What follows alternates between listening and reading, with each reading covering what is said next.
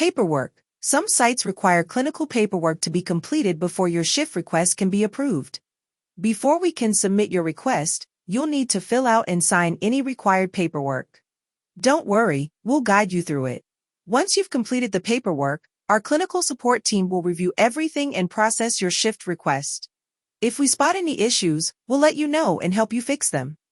After you've completed the paperwork, you won't have to repeat the process for future shifts at that site. You're all set for the next time.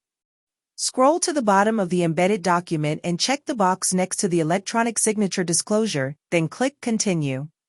Scroll back to the top of the document and click the blue Start Signing button. Carefully go through the document and fill in all required fields. The fields you need to complete will be highlighted in yellow. You can use the Next Field button to easily move between sections. Some fields will need text or dates, others will be checkboxes, and some may require an electronic signature. Once you've filled everything out, click the yellow Finish button at the bottom of the document, then click the blue Next button to move forward. After submitting your paperwork, go to your My Shifts dashboard. You'll see your shift status change to Waiting on Paperwork Approval, which means our clinical support team has received your documents and is reviewing them.